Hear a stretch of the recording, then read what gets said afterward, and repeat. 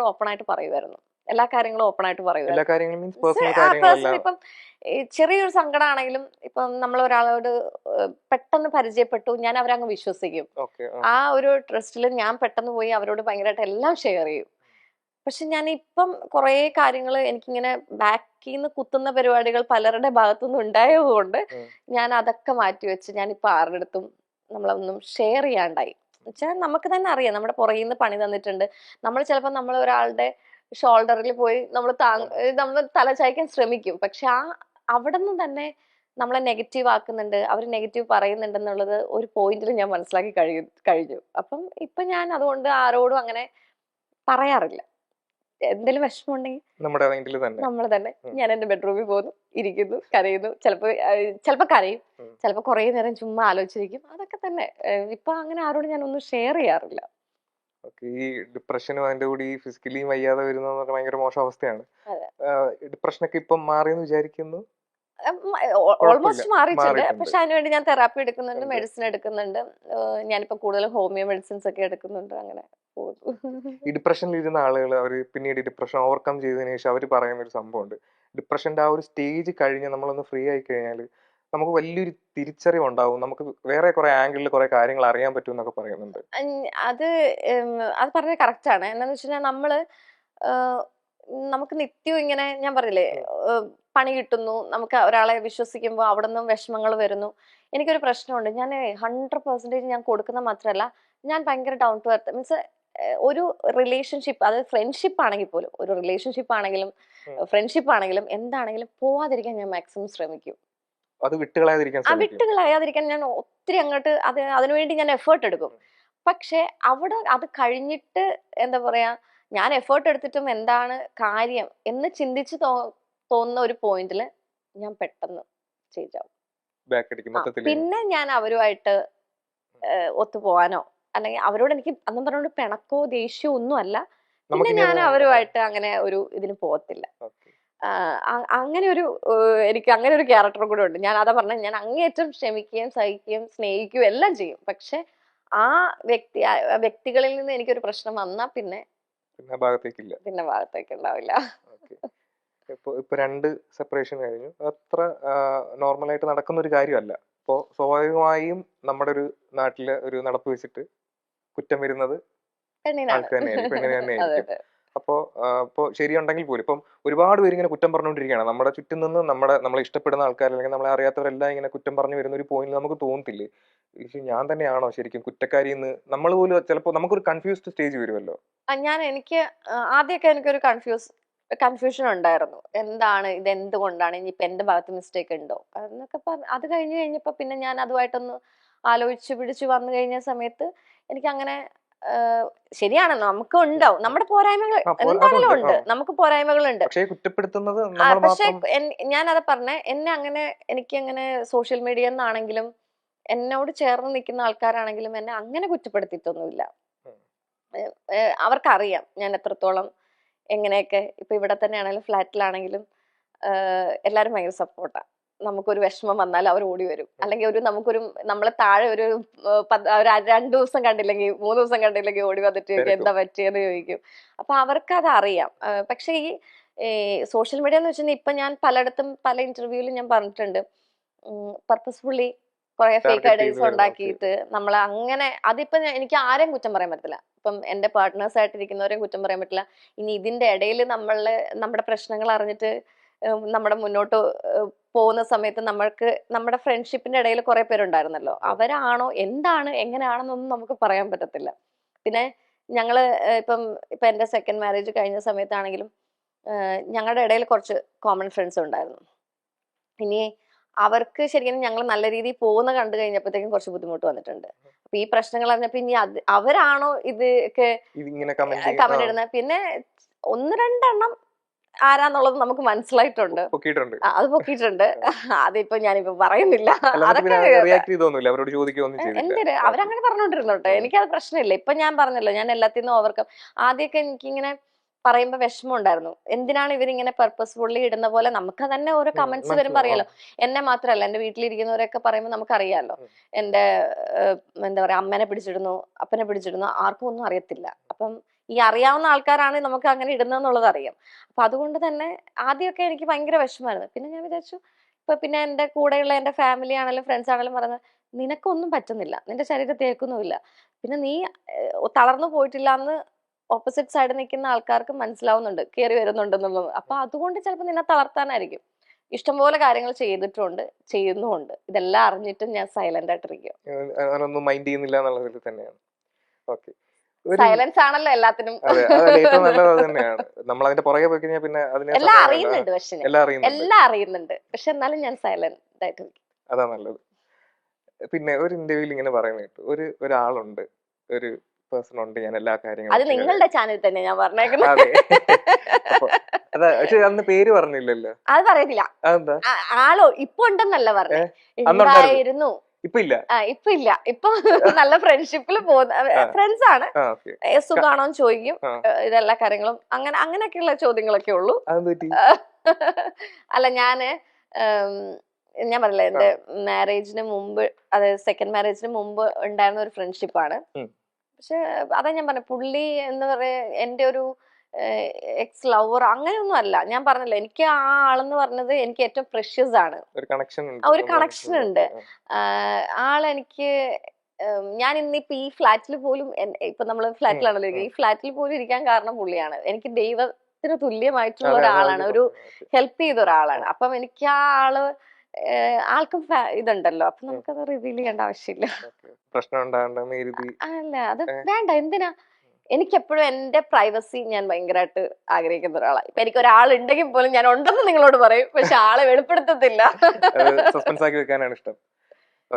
ഇപ്പം ഒരു എന്താ പറയാ, ഒരു ഓഫ് സ്റ്റേജിലാണ്. ഇപ്പൊ വെറുതെ കേസൊക്കെ നടക്കുന്നതേ ഉള്ളു, വെറുതെ നിങ്ങൾ ചുമ്മാ ഇപ്പൊ ഉണ്ടെന്നൊന്നും പറയരുത്. ലീഗിന് നടക്കുന്നതേ ഉള്ളു, ഇനി അതും പൊക്കി പിടിച്ചോട്ടെ. ഇല്ല, ഞാൻ ചോദിച്ചത് അത് കേട്ടപ്പോ ഒരു ക്യൂരിയോസിറ്റി ആണ്. അല്ല, അത് ഞാൻ പറഞ്ഞല്ലോ, അതിനകത്ത് വ്യക്തമായിട്ട് പറഞ്ഞിട്ടുണ്ട്. എനിക്ക് പുള്ളി എന്ന് പറയുമ്പോ, എനിക്ക് എന്താ പറയാ, നമുക്ക് അതിനൊരു ഡെഫിനിഷൻ ഇല്ല എന്ന് പറയില്ലേ. ചില വ്യക്തികൾ നമുക്ക് ഒരു പോയിന്റിൽ വരുന്നതായിരിക്കും. ആ പോയിന്റിൽ വരുന്ന ആൾക്കാര് നമുക്ക് എന്താ പറയാ, നമ്മളെ മനസ്സിലാക്കി നമ്മളെ സഹായിക്കാൻ വേണ്ടിട്ടോ, അല്ലെങ്കിൽ നമുക്ക് എന്തെങ്കിലും ഒരു ഇതില് ദൈവമായിട്ട് നമുക്ക് അത് തരുന്ന ഒരു ഇതായിരിക്കും. അപ്പൊ അത് ഇപ്പം അങ്ങനെ ഫ്രണ്ട്ഷിപ്പോ കാര്യങ്ങളോ അങ്ങനെയൊന്നുമില്ല. സുഖാണോ ചോദിക്കും, അങ്ങനെയുള്ള ഇതൊക്കെ ഉള്ളൂ. ഇല്ല, അങ്ങനെയല്ല. അത് നമ്മളിപ്പോ മാരേജ് ഒക്കെ കഴിഞ്ഞല്ലോ, അവർക്കും ഫാമിലി ഉണ്ട്, നമുക്കും ഫാമിലി ഉണ്ട്. അതുകൊണ്ട് വന്നതാണ്. അപ്പൊ ഈ ആളുകളെ ജഡ്ജ് ചെയ്യുന്നതിലും വിലയിരുത്തുന്നതിലൊക്കെ ഫ്ലോപ്പ് ആണോ? ചോദിക്കും ഇങ്ങനെ പണിക്ക് എനിക്ക് എന്താന്ന് വെച്ചാൽ ഭയങ്കരമായിട്ട് ആദ്യം തന്നെ എനിക്ക് ഇപ്പൊ തോന്നി തുടങ്ങി. ഞാൻ പണ്ട് എല്ലാവരുടെ അടുത്ത് പറയും, എനിക്കെല്ലാം മനസ്സിലാവും, ഇത് അവിടെ പണി. പക്ഷെ ഞാൻ വേറൊരു കാര്യമുണ്ട്, എന്റെ ബാക്കിയുള്ള എന്റെ ഫ്രണ്ട്സിന്റെ അടുത്തൊക്കെ ചോദിച്ചാൽ അറിയാം, വേറെ എല്ലാവരുടെയും കാര്യം പറയുന്നത് കറക്റ്റ് ആയിരിക്കും. ജഡ്ജ്മെന്റ് ചെയ്തിട്ട്, എടി നിനക്ക് ഇന്ന പണി വരുന്നുണ്ട്, അല്ലെങ്കിൽ എടാ നിനക്ക് ഇന്ന പണി വരുന്നുണ്ട് എന്നൊക്കെ പറയും, ഒന്ന് സൂക്ഷിച്ചോളാൻ പറയാം. പക്ഷെ അതൊക്കെ അവർക്ക് ഓക്കെയാണ്. പക്ഷെ എന്റെ ലൈഫ് വരുമ്പോ ഞാൻ ഭയങ്കര സീറോ ആണ് ആ കാര്യത്തില്. എനിക്ക് അറിയത്തില്ല, ഇനിയിപ്പോ നമുക്കറിയത്തില്ലല്ലോ, മനുഷ്യരല്ലേ, മനുഷ്യന്റെ മനസ്സ് എപ്പോഴാണ് എങ്ങനെയാണ് മാറാൻ പറ്റുന്നത്. നമ്മൾ ഒരാളെ ഫേക്ക് ആണോ എന്നൊന്നും നമുക്ക് പറയാം. ചക്കയോ മാങ്ങയൊക്കെ ആണോ ചൂട് നോക്കാൻ പറ്റും. ശരിയാണ്. ഇവരെന്ത് ഉദ്ദേശത്തോടു കൂടിയാണ് നമ്മളോട് സഹകരിക്കുന്നത്. അതെ അതെ അതെ. ഓക്കെ. അപ്പോ ഇപ്പൊ രണ്ടാമത്തെ കല്യാണമാണല്ലോ, അതെങ്ങനെയാ? അറേഞ്ച്ഡ് മാരേജ് ആയിരുന്നു അത്? ഞങ്ങളിങ്ങനെ കണ്ട് ഇഷ്ടപ്പെട്ടിട്ട് പുള്ളി ഇങ്ങനെ വന്ന് നമ്മുടെ അടുത്ത് പറഞ്ഞപ്പോഴത്തേക്കും ഞാൻ വീട്ടിൽ വന്ന് പറയാൻ പറഞ്ഞു.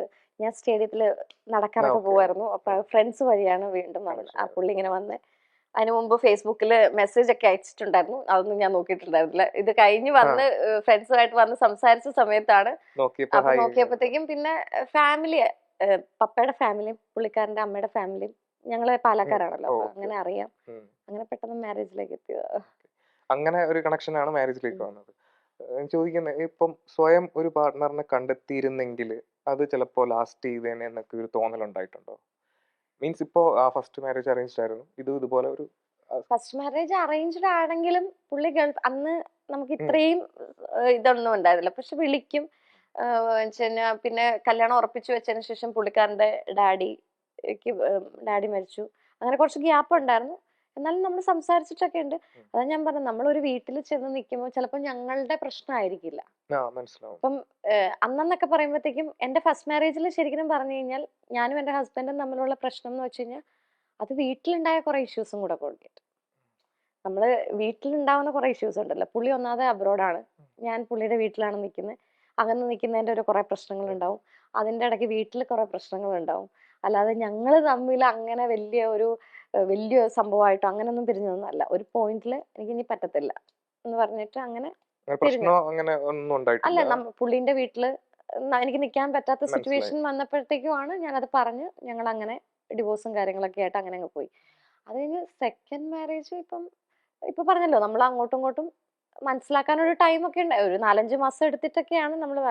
പക്ഷെ ഞാൻ പറഞ്ഞില്ല, അതങ്ങനെ ആയിപ്പോയി.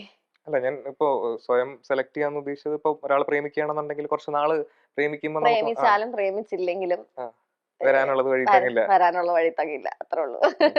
ചിലപ്പോ ഞാൻ ഇപ്പൊ പറയുന്ന ഒരു കാര്യമുണ്ട്. ചിലപ്പം എനിക്ക് അങ്ങനെ ഒരു ലൈഫ് ദൈവം വിധിച്ചിട്ടുണ്ടാവത്തില്ല.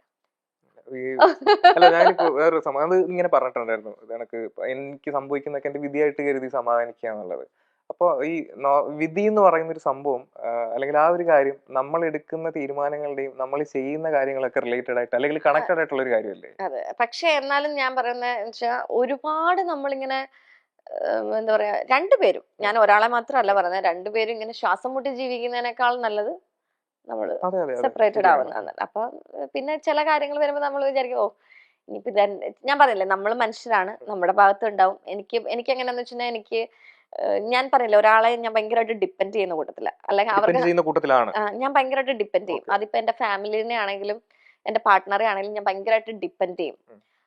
100% കൊടുക്കും. എനിക്കത് തിരിച്ചു കിട്ടിയില്ലെങ്കിൽ എനിക്ക് അങ്ങനെ ഒരു പ്രോബ്ലം കൂടെയാണ്. ഞാൻ പറഞ്ഞില്ലേ, എനിക്ക് എന്റേതായ പ്രോബ്ലം അതാണ്. എനിക്കത് കിട്ടിയില്ലെങ്കിൽ ഭയങ്കര സങ്കടമാണ്. അപ്പൊ അത് ചിലപ്പോ അത് എന്റെ ഏറ്റവും വലിയ പ്രശ്നമായിരിക്കും. അത് റിലേഷൻസിൽ ഒരു പ്രശ്നമായിട്ട് വന്നിട്ടുണ്ടോ? ഒരു സിവിയർ ഇഷ്യൂ ആയിട്ട് വന്നിട്ടുണ്ടോ? അങ്ങനെ ഇപ്പൊ ഞാൻ പറയട്ടെ, അതിപ്പോ എന്റെ ഒരു പാർട്ട്ണർ മനസ്സിലാക്കി കഴിഞ്ഞാൽ അത്രല്ലേ ഉള്ളൂ.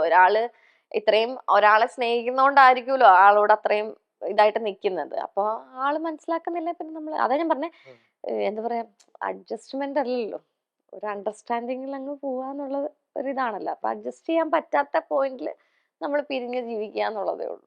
ഈ രണ്ട് സെപ്പറേഷൻസ് ലൈഫിനെ എങ്ങനെ അഫക്ട് ചെയ്തു? സ്വന്തം പേഴ്സണൽ വേറെ അതാ ഞാൻ പറഞ്ഞ, എന്റെ ലൈഫിൽ എനിക്ക് ഏറ്റവും വലിയ വിഷമം വന്നത്, എന്നോട് തന്നെ ഉള്ള ഒരു ക്വസ്റ്റ്യൻ മാർക്ക് എന്ന് വെച്ച് കഴിഞ്ഞാൽ, എനിക്ക് മാരേജ് ലൈഫ് വിധിച്ചിട്ടില്ലേ?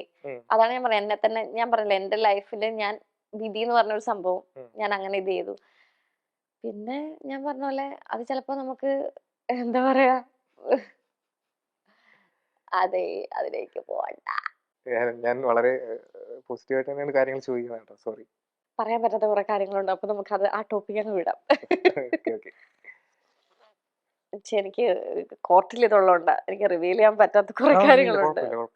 ഇപ്പൊ ഇവിടെ ഒറ്റയ്ക്കേ ഉള്ളൂ, ചേച്ചി ഇവിടെ ഒറ്റയ്ക്കേ ഉള്ളൂ. ഇപ്പൊ എന്തെങ്കിലും ഒരു മ്യൂസിക് കിട്ടുകൊണ്ട് ഇങ്ങനെ ഇരിക്കുക, 10 വയസ്സുള്ള ആൻമരിയ തൊട്ടടുത്തിരിപ്പുണ്ട്.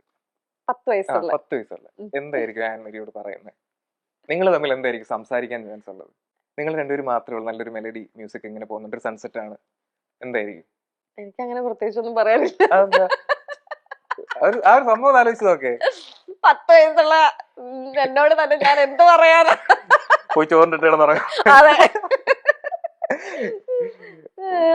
അത് നമുക്ക് എന്താ പറയാ, നമ്മള് ഈ ഇമാജിനേഷൻ ഒക്കെ സീരിയലില് പറ്റുള്ളൂ. അല്ലാതെ നമ്മള് 10 വയസ്സുള്ള ആളിങ്ങനെ വന്നിരുന്നിട്ട് ഞാൻ എന്നോട് തന്നെ എന്താ പറയാനാ? പറയാ, അത്ര ഫ്ലോപ്പ് ആയി പോയി, അടുത്ത പ്രാവശ്യം നമുക്ക് പിടിക്കാം, അത് പറയുള്ളൂ. അങ്ങനെ പറയൂ, അടുത്ത ജന്മത്തിൽ നമുക്ക് നോക്കാം, ഇതിപ്പം ഇങ്ങനെ ആയിപ്പോയി. ഞാനിപ്പം മാരേജ് സംഭവം ഒക്കെ അതങ്ങനെ പോയെങ്കിലും അത് ഒരു മോശം കാര്യമായിട്ടൊന്നും. അല്ല, വേറൊരു കാര്യമുണ്ട്.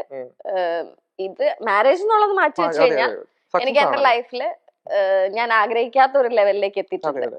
അത് ഞാൻ ഒട്ടും പ്രതീക്ഷിക്കാത്തൊരിതാ. എന്ന് വെച്ചാൽ ഞാൻ ഡിഫാം കഴിഞ്ഞ ഒരാളാണ്. അപ്പോ ആ രീതിയിൽ അങ്ങോട്ട് പോകേണ്ട വേറെ വല്ല ജോലിയൊക്കെ എടുത്ത് പോകേണ്ട ആളായിരുന്നു. പക്ഷെ കരിയർ കംപ്ലീറ്റ് മാറി ഇങ്ങനെ ഒരു ഇത് വന്നു. ഇപ്പം എന്നാ പറയാ, എനിക്ക് ഇത്രയും കുറച്ച് നമ്മളെ ആൾക്കാരൊക്കെ മനസ്സിലാക്കുന്നതും അവര് വന്ന് സന്തോഷത്തോട് സംസാരിക്കുന്നതൊക്കെ നമുക്ക് വലിയൊരു ഭയങ്കര പോസിറ്റീവ് ആയിട്ടുള്ളൊരു കാര്യമാണ്. നമ്മളെ സ്നേഹിക്കുന്നുണ്ടല്ലോ, മറ്റുള്ളവരുടെ ഒരു സ്നേഹം നമുക്ക് കിട്ടുന്നുണ്ടല്ലോ. പബ്ലിക്കിന്റെ ഒരു സ്നേഹം ഇതൊന്നും നമുക്ക് പ്രതീക്ഷിക്കാതെ നടന്നത്. അതെ അതെ ഇതൊക്കെ ആ കൊച്ചിനോട് പറഞ്ഞൂടെ, നമ്മൾ ഇവിടം വരെ എത്തി, നമ്മൾ എത്ര സീരിയൽ ചെയ്തു, നമുക്ക് ഇത്ര വലിയ വീടുണ്ട്, നമ്മൾ ഇന്ന അതാ പറഞ്ഞെ. പൊസിഷനിലാണെന്നൊക്കെ. അത് ഞാൻ പറഞ്ഞല്ലോ, ഏ? ദൈവത്തെ പോലെ കാണുന്ന ഒരുപാട് പേരുടെ ഇതുകൊണ്ടാണ് ഞാൻ ആ ഇവിടെ വരെ എത്തിയത്. അപ്പൊ എനിക്ക് അവരോട് പറഞ്ഞാൽ മതി, എന്റെ നിഴലിനോടോ അല്ലെങ്കിൽ എന്റെ 10 വയസ്സുള്ള ഇതിനോട് പറയേണ്ട ആവശ്യമില്ല. ചിലപ്പോ ആ കുഞ്ഞ് സ്വപ്നം ഒരു 10 വയസ്സുള്ള ഒരാൾ സ്വപ്നം പോലും കാണാത്തൊരു പൊസിഷനിലായിരിക്കുമല്ലോ അല്ല ഞാന് അന്ന് കുറെ നാള് ഞാൻ പറഞ്ഞില്ലേ, മമ്മിയും ഞാനൊക്കെ ഒത്തിരി സ്ട്രഗിൾ ചെയ്തിട്ടുണ്ട്.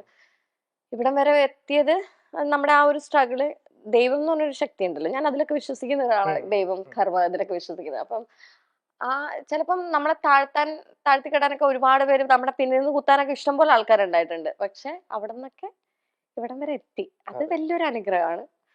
അതിൽ ഞാൻ എന്താ പറയാ, ഞാൻ എന്റെ സ്വന്തം 10 വയസ്സായ എന്റെ നിഴലിനോട് അല്ലെങ്കിൽ എന്റെ ആത്മാവിനോട് എന്റെ ഇതിനോടോ അല്ല ഞാൻ പറയേണ്ടത്, ഞാൻ അതിന് ദൈവത്തിനോടാ നന്ദി പറയേണ്ടത്. അല്ലാതെ എനിക്ക് എന്നോട് തന്നെ ഇല്ല നന്ദി കടപ്പാടൊന്നും. നീ വെറുതെ ചുമ്മാ കുഴപ്പിക്കാതെ. എന്നെ അടിക്കുന്നതായിരുന്നു ഇതിൽ നല്ലത് ആ ചോദ്യം ചോദിച്ചത്. അല്ല അതൊക്കെ എന്താണെന്നറിയോ, താൻ പാതി ദൈവം പാതി. നമ്മൾ ചെയ്യാനുള്ള നമ്മളുടെ പ്രവൃത്തി നല്ലതാണോ, അതാ ഞാൻ പറഞ്ഞേ, എന്റെ ഭാഗത്ത് ശരിയുള്ളത് കൊണ്ട് തന്നെയാണ് എന്നെ ഇപ്പോഴും ഞാൻ അങ്ങനെ വിശ്വസിക്കുന്നത്. ഞാൻ പലപ്പോഴും ഇപ്പം നേരത്തെ എൻ്റെ അടുത്ത് ചോദിച്ചല്ലോ, നമ്മളുടെ ഭാഗത്ത് തെറ്റുണ്ടോ. ചിലപ്പോൾ ഞാൻ പലപ്പോഴും ഞാൻ തന്നെ ഇരുന്ന് ചിന്തിച്ചിട്ടുണ്ട്, എന്റെ ഭാഗത്ത് തെറ്റുണ്ടോ. പക്ഷെ അപ്പോഴും ഞാൻ അതിൽ നിന്ന് ഓവർകം ചെയ്ത് വരുമ്പോൾ എനിക്കൊരു ആൻസർ എൻ്റെ ഉള്ളിൽ നിന്ന് തന്നെ, അല്ലെങ്കിൽ എനിക്കൊരു ദൈവം തരുന്ന ഒരു ആൻസർ ഉണ്ടല്ലോ.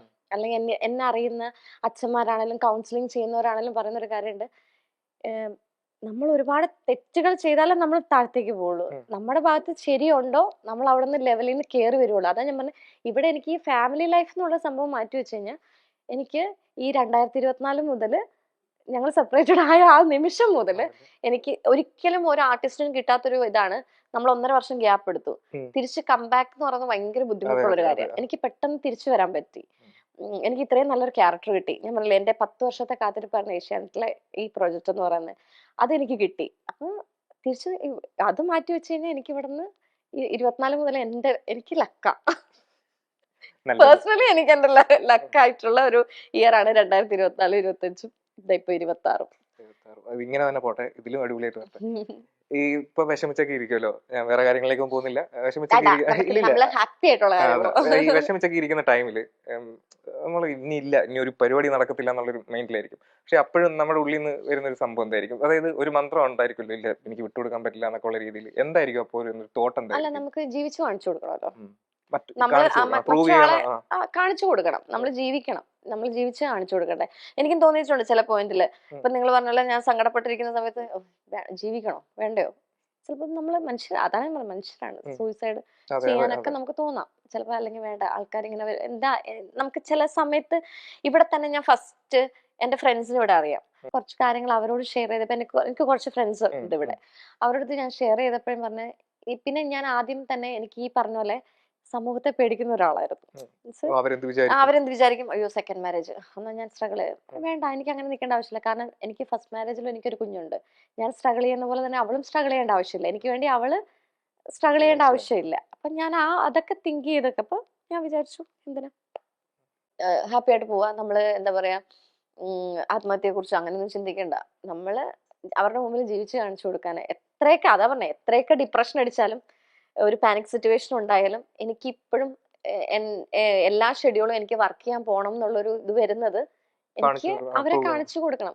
ഞാൻ വീണിട്ടില്ല, അല്ലെങ്കിൽ ഞാൻ വീണിട്ടൊന്നുമില്ല, അവരങ്ങനെ തന്നെ വിചാരിച്ചോട്ടെ, വീഴത്തില്ല. ചിലപ്പോ ഈ പറയുന്ന സങ്കടങ്ങളും ഇപ്പം അവർക്കും ഉണ്ടാവും. ഓപ്പോസിറ്റ് സൈഡ് നിൽക്കുന്ന ആളെ ഞാൻ അങ്ങനെ കുറ്റം പറയുന്നില്ല, പുള്ളിക്കാരനും ഉണ്ടാവും. പുള്ളിക്കാരന് ചിലപ്പോൾ മറ്റുള്ളവരുടെ മുമ്പിൽ എന്താ ചിരിച്ചു കളിച്ചായിരിക്കും നിൽക്കുന്നത്. പക്ഷെ എന്നാലും അതാ ഞാൻ പറഞ്ഞത്, ഹാപ്പിയാണ്. അപ്പോ ഈ ഇങ്ങനെ ഒരു ഇഷ്യൂ ഉണ്ടായി, ഡിവോഴ്സ് ഒരു പ്രശ്നം വന്നു,